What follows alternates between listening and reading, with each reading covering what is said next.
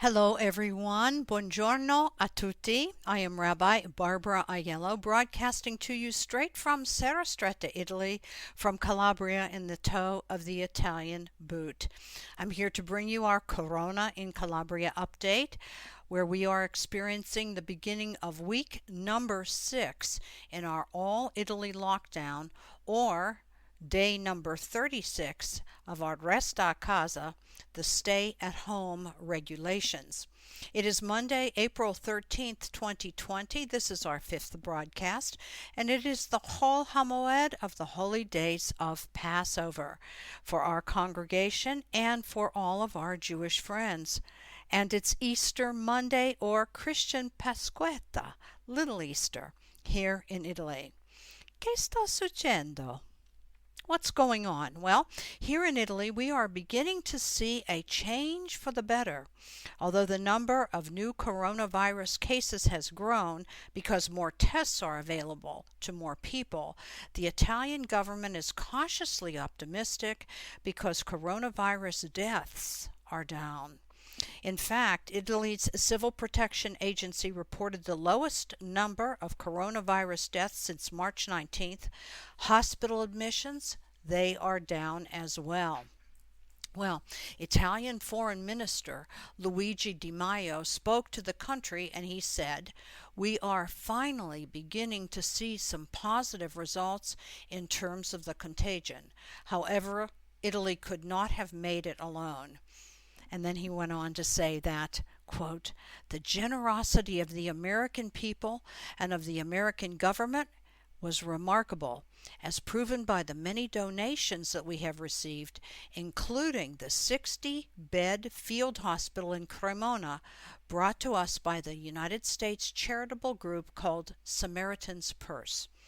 The foreign minister concluded his remarks by saying, "Now in the United States, you are going through the hardest part of the epidemic, but you will make it through. Italy and the Italian people are with you."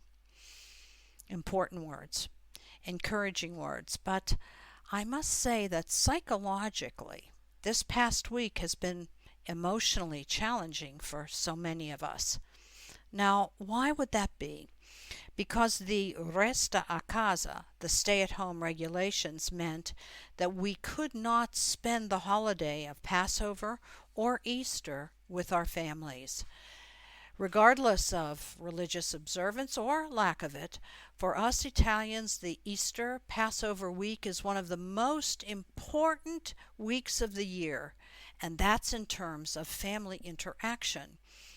There are the 3-hour dinners around the family table, where each course is accompanied by a change of plates, where we share family stories, we pass on family news, we visit the cemetery together, we watch sports on television, and then there's the 40-minute Italian Jewish long goodbye before we come back tomorrow and we start again.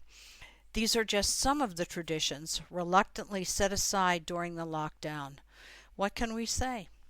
Oi mama, oi vey.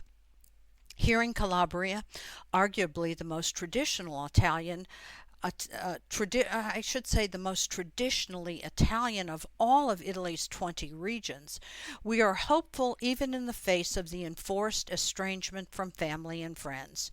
That seems to be because it is not in our character to complain without taking an action. Thanks to the collaboration between our mayor, Felice Molinaro, and our carabinieri and our forest rangers, the children of Serrastretta enjoyed a sweet Easter treat. Every kindergartner and every elementary school child, every single one, received the traditional large Kinder chocolate egg thanks to our municipality.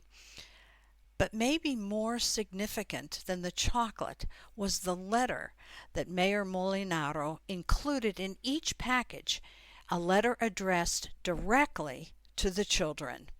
He wrote, "We thank you, our dear children, for the sacrifices you have made thus far to protect the public health of our community. For us, children are the most beautiful page in the book of our lives.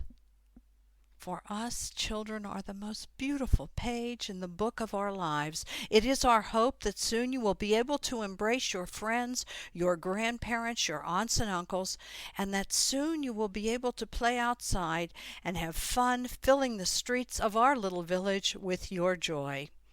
Well, last Wednesday, Mayor Molinero's little son, Antonio, turned 2 years old, and all he wanted for his birthday was to see his grandmother. "I just want my nonna," he said. So, as week 6 begins, and Father Constantino, our Don Antonio, and I rest from a hectic Easter and Passover holiday, Don Antonio walked our streets and alleyways, bringing blessings to families who hung out of open windows, showering him with thanks and gratitude. When he stopped at the nursing home, residents there lined the windows and clapped and cheered. For Passover, I learned enough about Facebook Live to offer a Sephardic Seder to our congregants and our conversion students throughout Italy, and to include participants from all over Europe and the United States as well. And although the isolation has been somewhat monotonous, we Calabresi can still quell and boast with pride that one of our own, Dr. Luigi Camporota, an expert in the field of intensive care and the treatment of respiratory diseases, was a leader in the team that saved the life of Britain's Prime Minister, Boris Johnson. And we cringe. And we shake our heads that with regard to food distribution to our poor families, especially those who live in large cities nearby. Well, why are we cringing? It has been reported that the best organized in getting the job done happens to be the local mafia. But it was an American nurse by the name of Bev Koffel of Samaritan's Purse who summed up our week by saying this: "The highlight and the blessing of being here in Italy is the people that we've met.